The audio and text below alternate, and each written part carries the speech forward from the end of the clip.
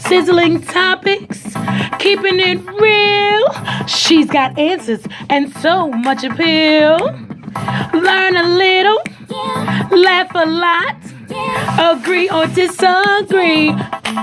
Hey, sizzling topics, keeping it real.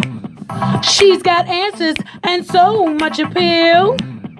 Learn a little, laugh a lot, agree or disagree. Take a break with Bri. Brinkyboobri, Monday nights, 8:30. Welcome to another edition of Take a Break with Bri. I am Bri, also known as Brinkyboobri. I do want to let you all know this show does contain adult content. Viewer discretion is advised. If you're unable to watch the entire show tonight, that's totally cool. Please catch the edited version of this broadcast on my YouTube channel, Brinkyboobri. You can find me everywhere. Instagram, Snapchat, Twitter, Facebook, everywhere. Please follow, like, share. There's a little share button. I know on mobile phones, it's in the left-hand corner. If you're watching on your PC, it's right in the middle. So please, follow, like, share the love, and subscribe to my YouTube channel, Brinkyboobri. We are going to jump right into our hot topics tonight. Tonight we have two hot topics, and then we'll have our hashtag Ask Bri and the Brinkyboos brilliant behaviors.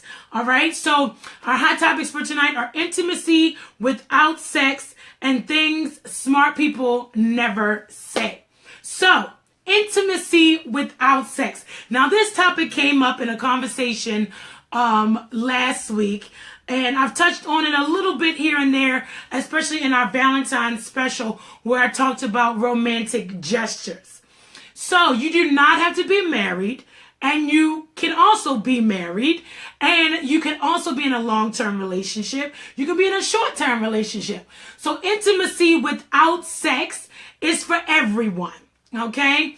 You don't have to be in one particular status for this to apply to you. All right, so I do have my book. I didn't have a chance to transfer it over to my Take a Break of Bri cue cards, everybody. So I will put my cue card in front of my book. I hope y'all don't mind.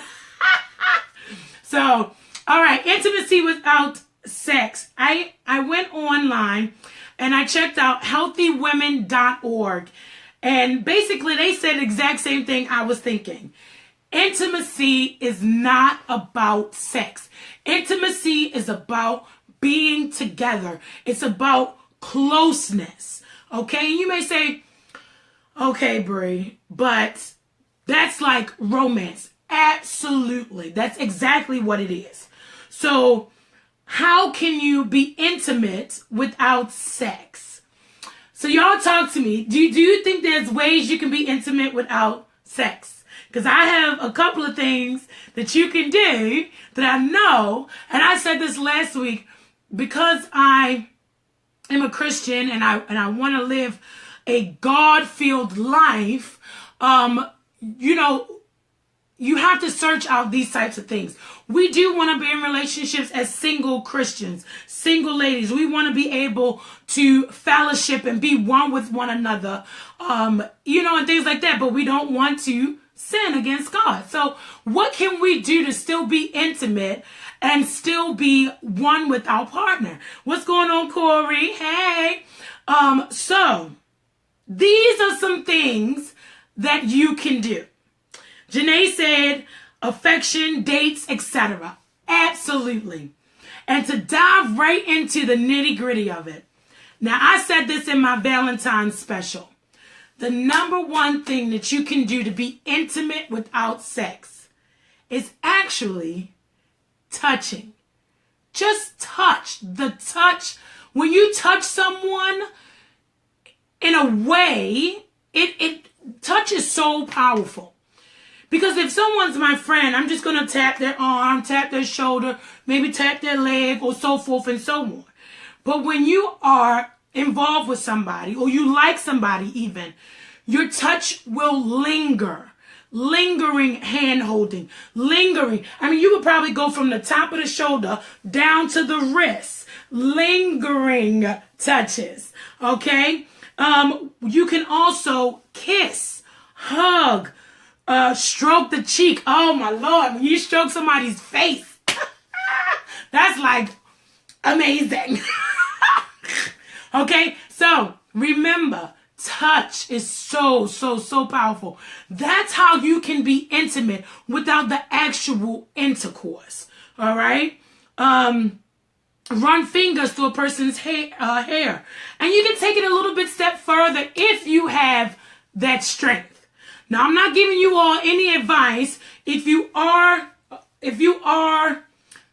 in a mindset that you do not want to have sex before marriage. Okay? Let me just put that out there now. I'm not telling you all things to go out there and get your body all boiled up and you're like, ah! No. If you can handle it, then the next thing past the actual touching with clothes on is massages, okay? To explore each other's bodies, all right? Corey said conversation is intimate for me. Absolutely. When I have a person who can actually hold an intelligent conversation, make me laugh, make me think, oh my Lord, for someone that can actually challenge me, that's intimacy. That's creativity. I love for a man to challenge me. You know, sometimes, people, they say, oh, Brianna, you so smart, or you so, I don't know. I don't want to be intimidating, but, some people think that, but I try not to present that. I just like information. I like knowledge. So a lot of people ask me questions, and I would say 8 times out of 10, I know the answer. Most of the time. But I'm not a goody two-shoes. I'm not a know-it-all. I'm not a this. I'm not a that. I just like learning. I like information. I like doing things. So for a man to actually challenge my thoughts, that's like, ooh, like, wow, you just made me think. That's intimacy. That's romance. That's something that needs to be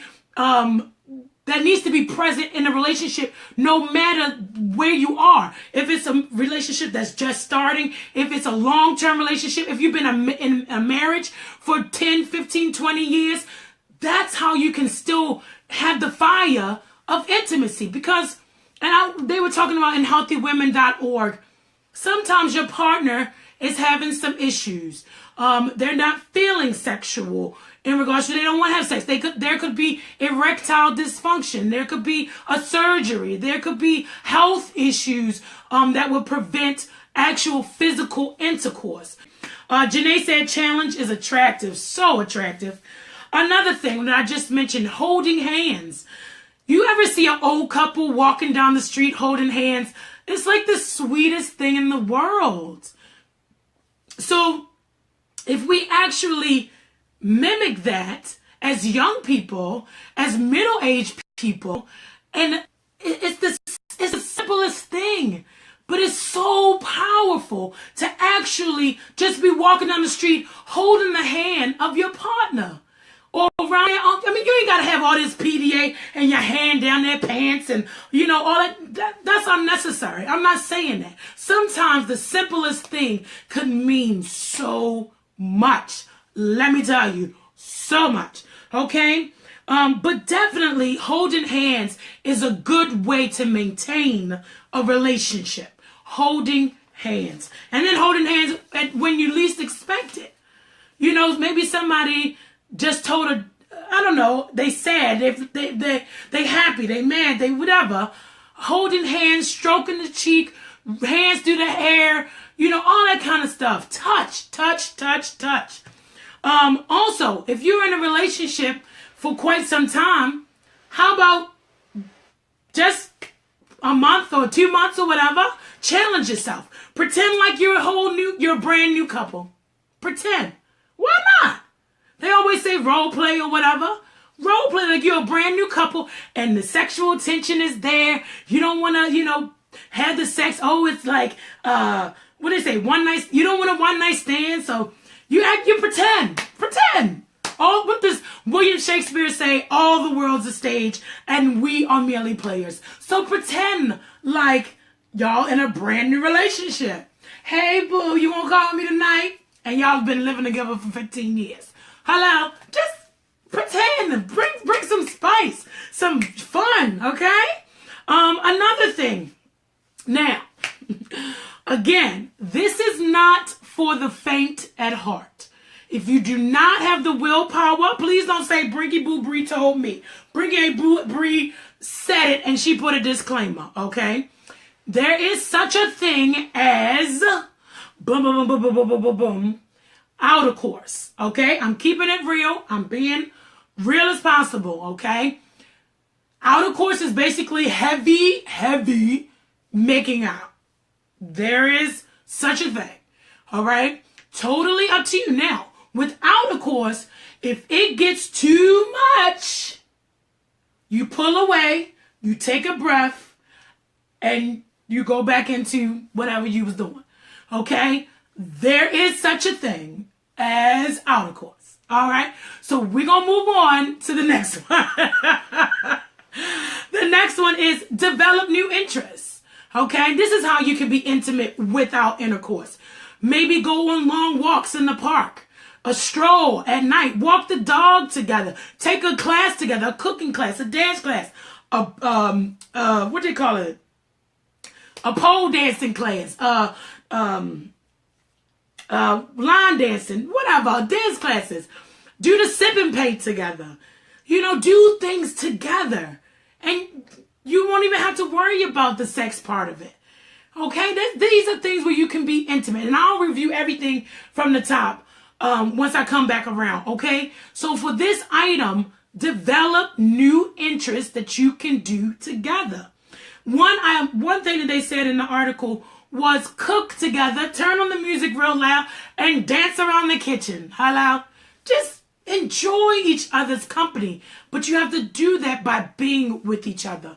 And you would never have to have sex at all. Another thing that we have to remember that I have been saying since I started this broadcast, you have to communicate. Long talks and communication. God is my witness, and I'll tell you, I'm not a person that likes to talk on the phone or anything like that. But for a man to keep my attention on the telephone for longer than like 30 minutes is intimacy. That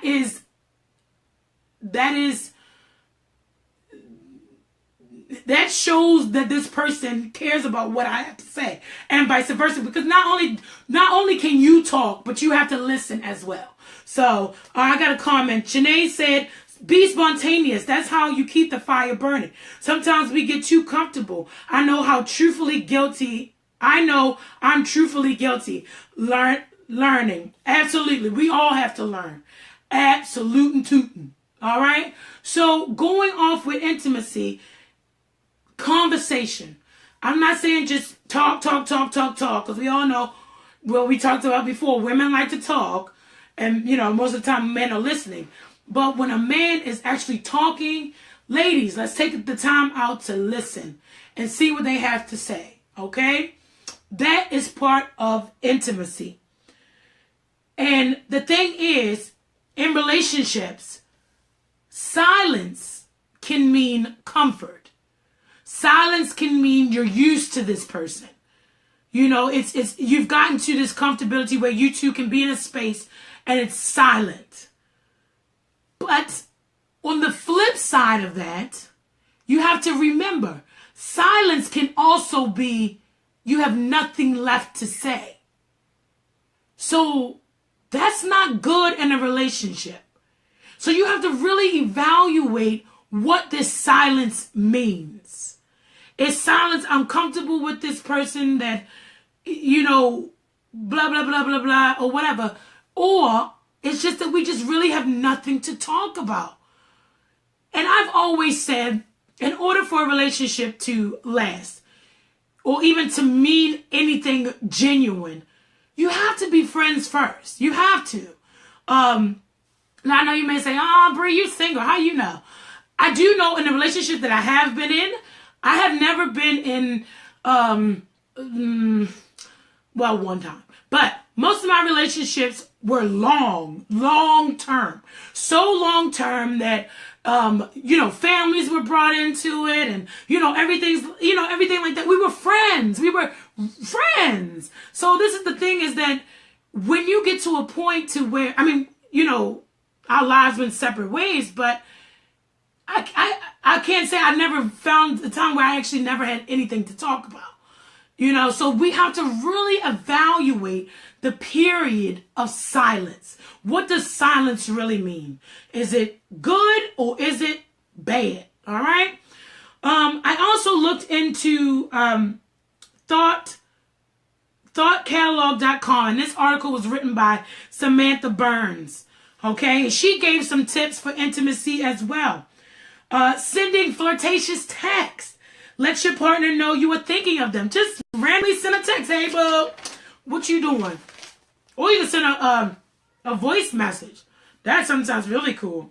Just to hear their voice. What are you wearing? Stuff like that. Be fun with it. Be flirtatious, Have some fun. Relationships should be fun. Now, I'm not saying all my singles, they should be miserable. No, I'm not saying that. You can be single and have fun too. Hello. Now, I'm saying those that are in relationships, keep the fire burning. Keep having fun. Keep sending those flirtatious texts. Just because you're married doesn't mean you can't flirt. Flirt with your partner. Keep that going, okay? Yvette said, I'm sorry I'm late. Girl, you ain't late, girl. I was late. I was like 7 minutes late. So much going on today at work. But anywho, that article also said pillow talk. Pillow talk. When we talk about communication, having pillow talk. Reminisce about memories from when y'all met. Have a game about it. Do you remember our song? Do you remember what I was wearing? Or I remember what she was wearing. Or I remember what was playing on the radio. I remember who our waitress was. Or blah, blah, blah. I don't know. I didn't even have no water today. So, reminisce. All right? They actually did a challenge on this article, Thought Catalog by Samantha Burns. It said, spend 4 uninterrupted minutes staring into each other's eyes without talking, and then reflect on the experience. All right? Yvette said you was flirting. Who was flirting? I was flirting. When was I flirting? I don't know. Sometimes I read the comments after I've said the statement. So, so spend 4 on 4. Time it. Make it a game. Spend 4 uninterrupted minutes staring into your partner's eyes. Don't move. We used to call it the staring game, right? Stare into their eyes and don't move. And then talk about it later. Have a conversation about it. Okay? Every night, express gratitude for one thing your partner did that day. It could be as simple as thank you for taking the trash out. Thank you for bringing me coffee. Thank you for putting the toilet seat down. Thank you for locking the door behind me. Thank you for opening the door. Thank you. You know what I mean? Just simple gratitude every day. Keeps the conversation, keeps the intimacy. All right? Other things. Tell your partner what attracts you to them. All right? And one real trick. I'm just telling you all the tricks, right? Going back to touch. You ever been out to dinner or wherever, and you just put your hand on their leg, and you just hold it there? That shows care, love, protection, security, multiple things. And it doesn't have to be gender specific. I could put my hand on a guy's leg, and even though my hand is on his leg, it's showing him that I feel safe with him. I feel secure with him. And it's to let everybody else know, this guy right here, he got me. And then vice versa, his hand on my leg, he's telling me, I got you. You know, and he's telling the world, I got you. You know what I'm saying? Regardless of how long you've been in a relationship, that touch and that closeness is intimacy. That's intimacy. Have you ever had a lingering hello? When that hug just lasted like 30 seconds longer than a normal.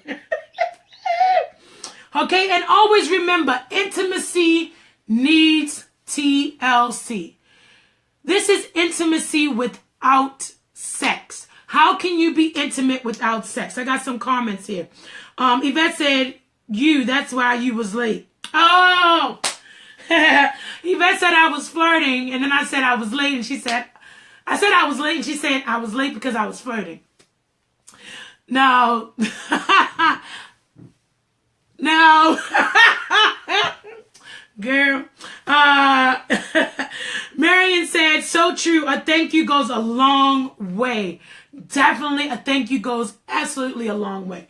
So again, ladies, gentlemen, you could be in the very first stages of a relationship, and you could be in a marriage for 20, 30 years, and things come up, all right, where you cannot have sex. Be it your religious choice, be it your 90-day rule, be it your partner is having health issues like erectile dysfunction or surgery or pregnancy or whatever, you can still have intimacy without intercourse.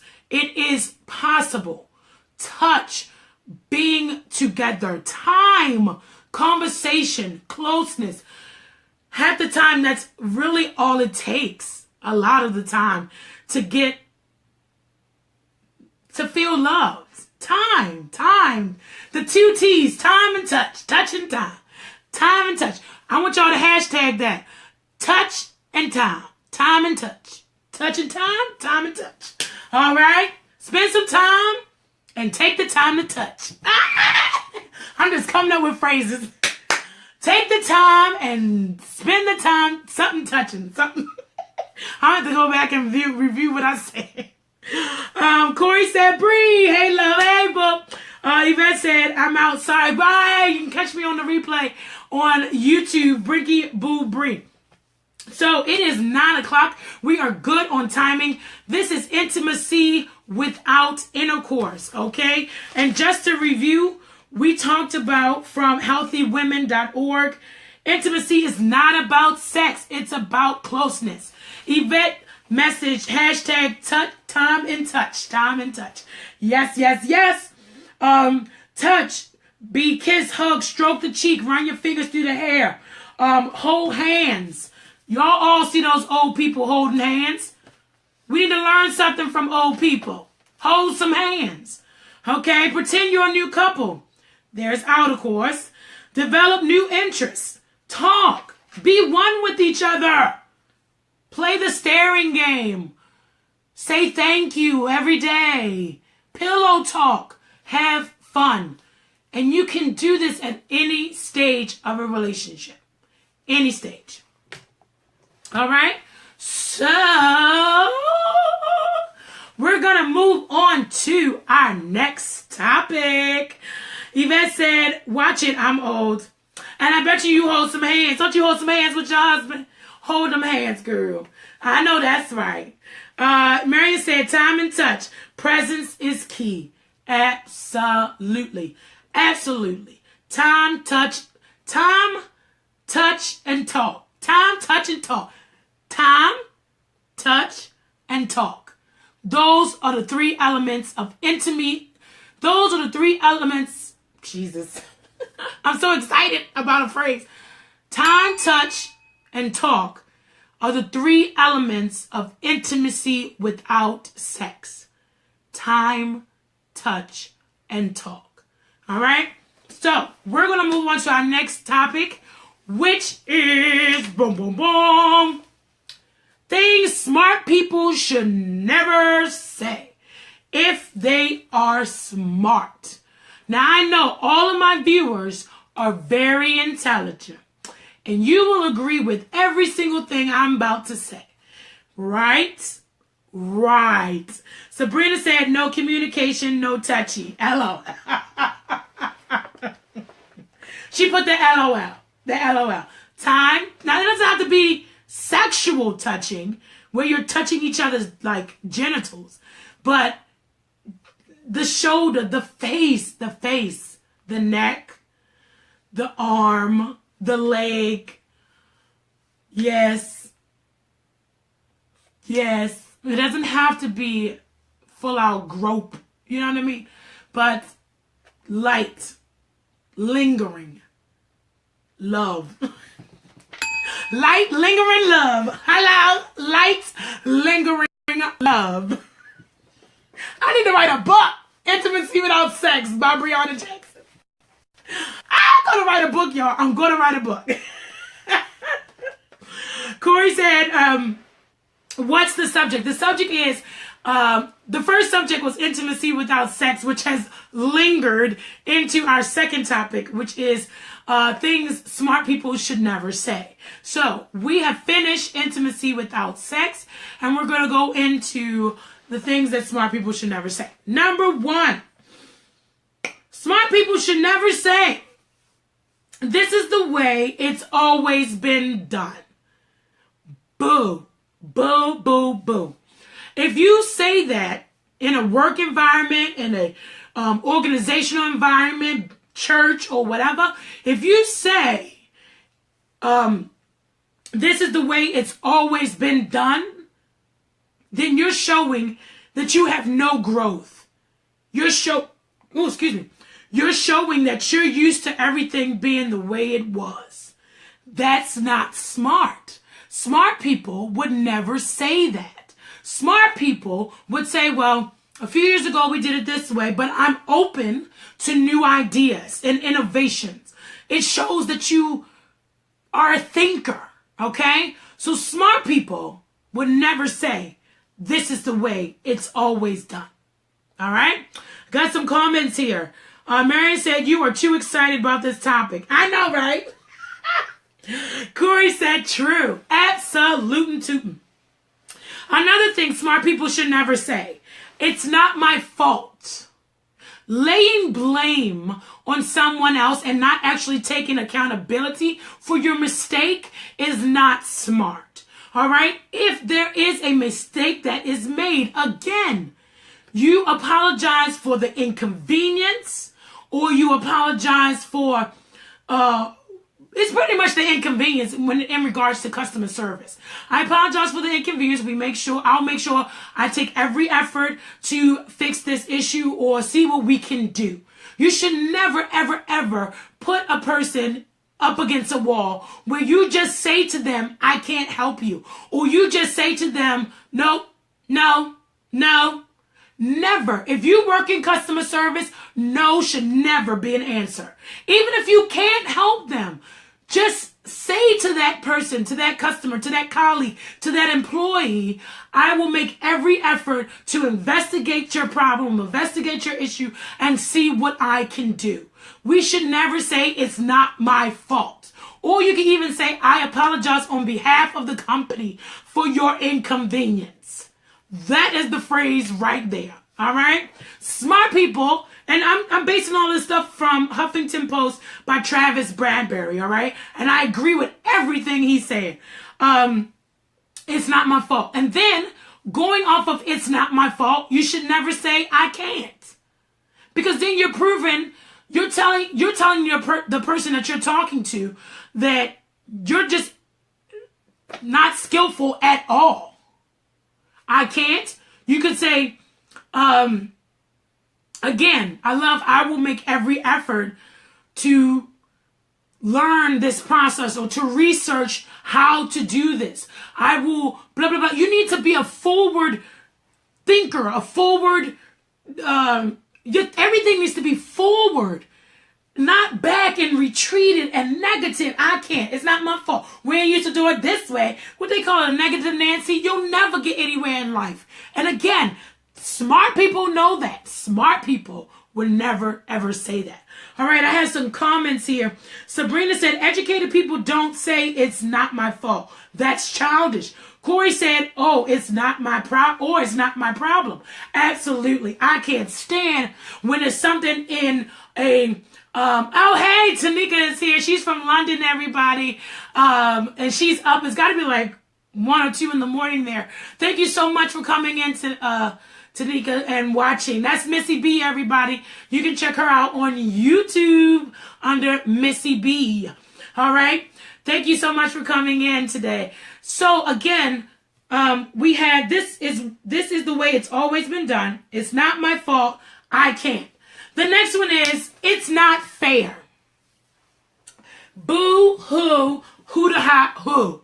Now, for those that know me and have worked with me at work or in organizations or whatever, if I feel like something isn't fair, then 9 times out of 10, I'm going to take it to my supervisor or my boss and explain to them I feel like it's an injustice and it needs to be investigated or researched or whatever. But I most likely wouldn't say it's not fair, because everything that's for Billy Bob isn't for you. Okay? I may get 3, 4, 5,000 calls where somebody else doesn't get a call at all. But the thing is, I get 3,000 calls. It's because my boss knows that I can answer this call. Where my colleague is, hello, I'm not going to throw nobody under the bus, but y'all understand what I'm saying. Everything isn't for everybody. So you have to actually take a seat back or take a, step back and reflect and say, well, wait a minute. Can I take this as a compliment? Can I take this as a compliment when you say it's not fair?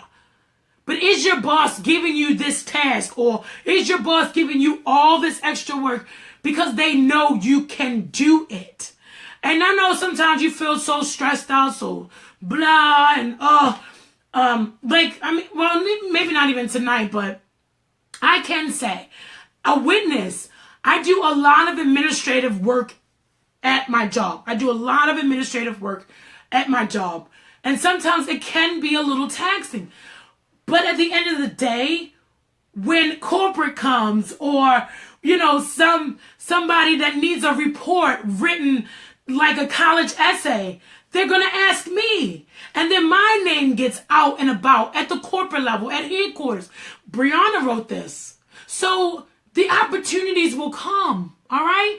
Smart people would never say it's not fair after reflecting on the reasoning, okay? A lot of the times, the reason you get something that somebody else, or you don't get something because of somebody else, is because it wasn't for you, boo-boo. It wasn't for you. All right? Some other things, that's not in my job description. As we all know, job descriptions have that line that say, and those things not limited to or at the discretion of your supervisor. Now, of course, we know if your supervisor gives you a task that puts you in harm's way or blah, blah, blah, then of course say something. Safety first. And that's in any job. Corporate America, white collar, blue collar, whatever, area of work you're in. If you feel like the task that your supervisor is giving you is just like way out of the way, of course say something. But smart people will not say that's not in my job description. Well, they will not say that's not in my job description to their supervisor.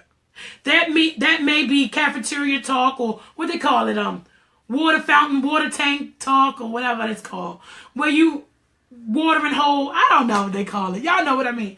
But when you are around in the cafeteria, in the lunchroom, or whatever, you talking to your colleagues, you may be gossiping and say, oh, that's not in my job description. But you'll never tell your boss it's not in your job description. That's not smart, people. Not smart. Tanika said, it's just not your moment. Right, exactly. In regard to everything ain't for you. Yvette said, what? Sabrina said, life isn't fair. She also said, water cooler conversations. Yes, water cooler conversations. You can have a water cooler conversation and say all of this stuff down here. But definitely don't say it to your boss. Smart people wouldn't. Also, another thing smart people shouldn't say. This may be a silly idea. Or I'm going to ask a stupid question. Why are you labeling yourself as silly? And why would you label yourself as a person who asks stupid questions? No. Smart people would never do that. I have a question. Or I have a great idea. Do not describe your ideas or your work or your questions as silly or stupid. It just downplays what you're about to say out your mouth. Right? Corey said break room talk. Yvette said keep your words to yourself. In regards to water cooler, mind your business. Mind your business. That's why I say, some of my coworkers, we joke around and we say, we just gonna mind our business. Mind your business. Hello? Some other things. I'll try. You're basically defeating, again, your effort. I'll try. No, I will. And if I'm unable to, then I will find a different method, or I will ask for assistance, or I'll ask for help. Again, forward, positive statements. Do not defeat yourself, okay? This will only take a minute. Again, you're letting your boss know that you're not taking the time out to actually do your research or take the time out to do the task properly. Now, in my job, myself and my colleagues, we have to write reports. Now, I can physically do an accident report in probably 20 minutes, give or take. But I never say, oh, this will be real quick, or this will only take a minute. Am I faster than others? Yes. But I definitely don't say, oh, this is going to take a minute. No, it's not going to take a minute. If I do it correctly, and if I'm actually putting in, I'm talking so much. And if I'm actually putting in 100% of what I'm supposed to be putting into the project, it shouldn't take just a minute. If it's a project that takes an hour, okay? I hate this job. If you hate your job, quit. Hello? Y'all hear me? Walking around your job and saying, I hate this job, quit. Smart people would not say that. These are the things I dislike about this, and this. However, this is what I'm going to do to make it better for me and make it better for the company. I don't agree with everything at my job. Who does? It's a job, first of all. I feel like I work to work. You know what I mean? But my grandma always said to me, and it trickled down through my mom to me, even if it's $10 or even if it's a pair of stockings for church on Sunday, every check you get, buy yourself something. Something, no matter how small it is, buy yourself something. Okay? Don't just be working to pay the bills, which a lot of times that's what it is. That's what it is. But my every single check, no matter if it's already accounted for, I will take $10, $12, whatever, and buy myself something. Okay? We should not be walking around saying, I hate this job. I hate, bye. See, it's so, negative Nancy, people. Negative Nancy. Smart people would not say that. All right? I got some comments here. Corey said, yes. Yvette said, we hear it all. Yes, we do. I can't, but we tell the kids never say I can't. It should not be in the vocabulary. I love when they quit. I move up. I know that's right. Again, you're smart, Yvette. You're smart. Hello? Tanika said, Exactly, people. We need to treat ourselves. Bills are not everything. Absolute tootin'. Treat, even it's just like my grandma. Buying herself a pair of dollar stockings to go to church on Sunday. She felt good because her check wasn't used for all the bills, all the kids. Buy yourself something, all right? And last but not least, talking about your coworkers.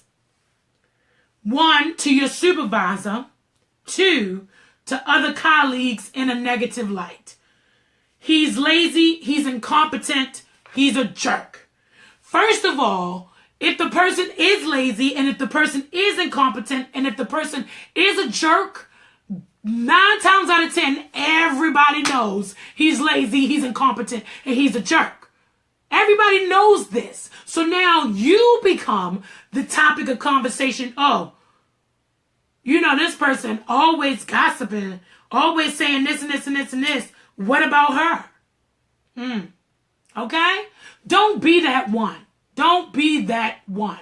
And definitely, if your supervisor, which they shouldn't really be talking to you about another coworker, but if they actually are talking to you, then you need to keep everything on the surface. Everything positive.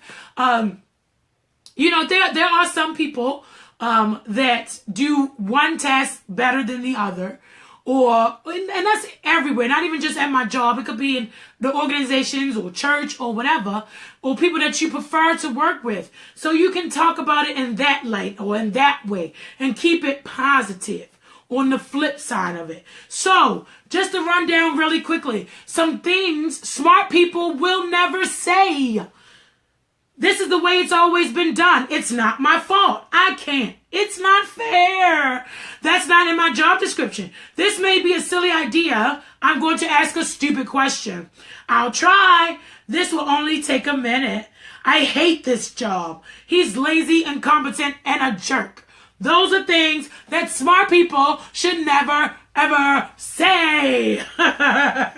Yvette said, I do not like when people say I'm hungry, but I pay my bills. No, boo, you're going to lose weight. You're going to lose weight. Hello?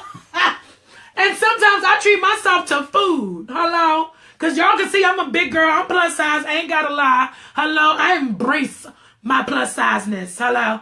So sometimes, instead of eating at Burger King, I'll go to Chipotle. And then if I don't want Chipotle, I'll do Subway. Hello? Or I may go down to Tony's and get me an $8 dinner.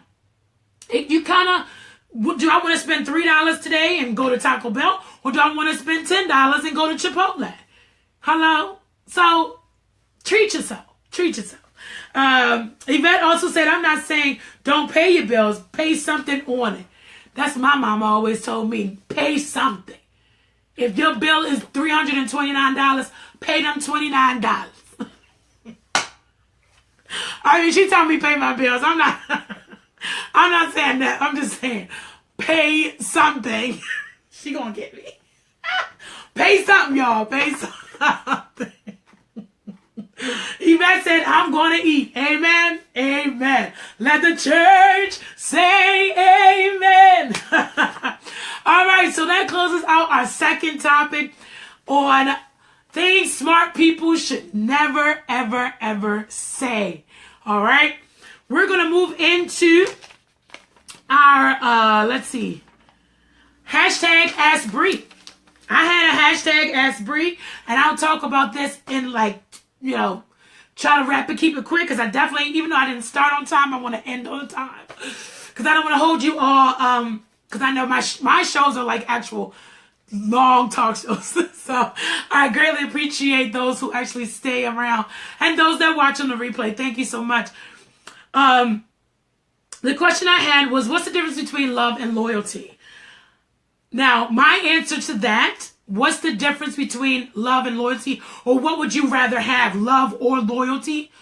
To be honest with you, you can't have one without the other. If it's real love, then you'll have loyalty. If it's loyalty, then that's real love. So to me, you cannot have love without loyalty. In my opinion, I really don't think they can exist without one another. Because someone who really loves you, they are loyal to you. And someone who's loyal to you really loves you. I mean, would you all agree? There is no difference between love and you. They go hand in hand. Hand in hand. Sabrina said, love is a choice to be loyal. Love is a choice to be loyal to someone. Let me read that again. Love is a choice to be loyal to someone. Yes, I agree. I definitely agree. Love is a choice to be loyal. Yeah. You choose to love to be loyal. Absolutely. Sorry, I had to Sabrina be coming with that education, girl. You better bring it, girl. Bring it. Janae said, so true, with love comes loyalty. Tanika said, love and loyalty. Sabrina gave me some smiley and happy face and laughing emojis. Yvette said, I agree. So to answer my hashtag Ask Bree question, what's the difference between love and loyalty? And can you have love without loyalty? No, they go hand in hand. All right. So we're about to wrap up this show, tonight's show. All right. We're going to go into Brinky's top 3 brilliant behaviors. Now, this first one is really, really funny, okay? How many of you, now I think I have all ladies in here, but if I have some guys in here, y'all may be able to relate, all right? But for my ladies, how many of you, when you are out in the cold and you come in, Yvette said, but if you loyal, love will fall in place. I think to be loyal, you have to love. So, you can't have one without the other.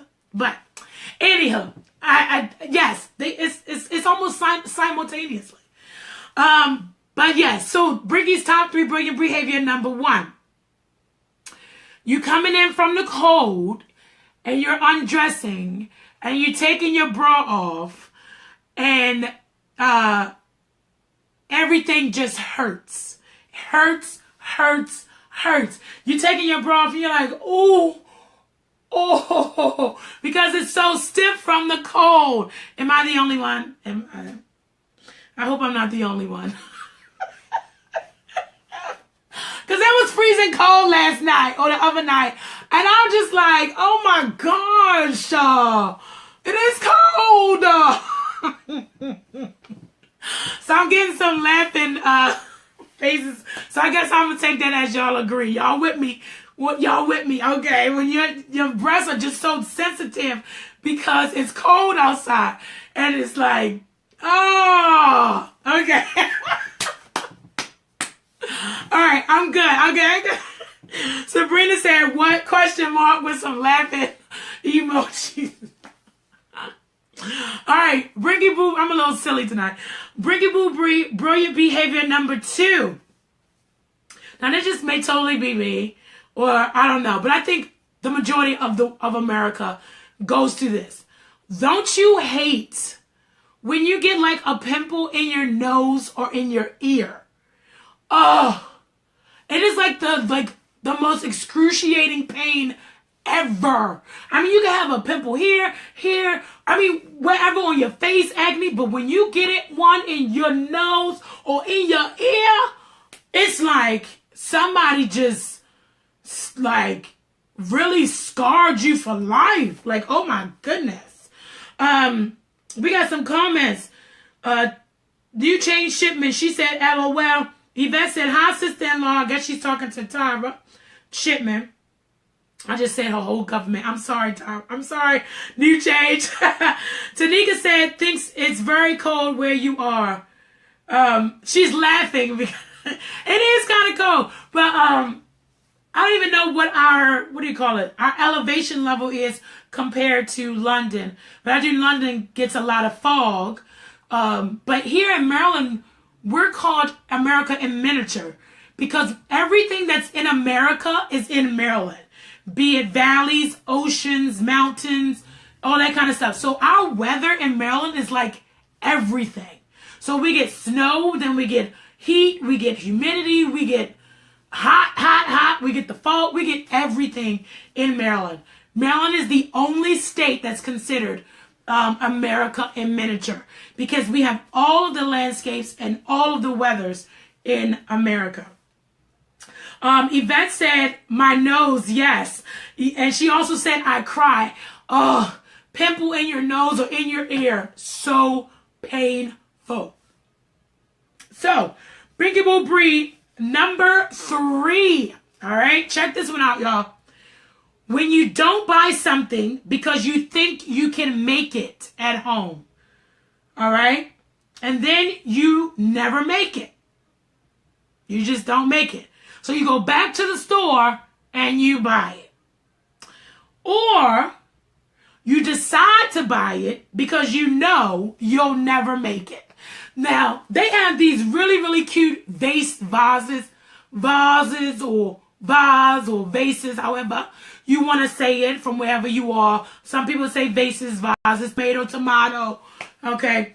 But they have these really, really pretty vases at Walmart that had like these stencils on them.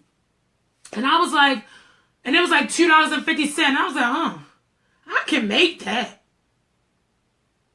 Should I get it? I'll be literally talking to myself in the store out loud. I talk to myself out loud in the store. Or if somebody's like staring at me or looking at me, I'm like, so do you think, and I start talking to them like, I'll bring them into my conversation. Because y'all remember, I'm a Gemini, remember that. So Miss Jackson is talking to Brianna, and Brianna is talking to Bree, and Bree is talking to Brinky. I'm not crazy, y'all, I'm not crazy. Anyhow, so yes, when you're in a store and you think you don't buy something because you think you can make it yourself at home, so you don't buy it, or you decide to buy it because you know you're not going to make it. So I definitely go through that dilemma often, and a lot of times I do actually make it. I made the vases and they're up in my bedroom. I made picture frames. I made my ring light. So a lot of times I do make this stuff, but sometimes I just go ahead and buy it and it's like, I am not going to make that. All right. So that is Brinkyboobri's top 3 brilliant behaviors. We are right on time. It's actually 9:33, but I started a little late. So we are within our 60 minutes of showtime. I do want to remind you all, I had some comments. Yvette said, hi, Barbara. This is my coworker. Hey! New Change said, Bree, LOL. Sabrina said, I have so many failed DIY projects I made at home. I know, right? I'm like, I'm going to get to it. I got stuff over. I have like a DIY project corner. There's a corner over here, and then I have my little sock room. I call it the SOC room. Is my studio, my office, and my closet. And I did my ring light in my sock room. Yes, studio, office, closet. So I have a couple of DIY projects just sitting, waiting to be done up there as well. Especially like t-shirts and poster boards and all this old kind of good old stuff. So please remember to follow, share, subscribe. There's a share button in the left-hand corner on your cell phone. And also, if you're watching on a PC, I believe it's in the middle, the share button. Please visit my YouTube channel, Brinkyboobri. Check out my girl, Tanika. It says Tanika Beck in here.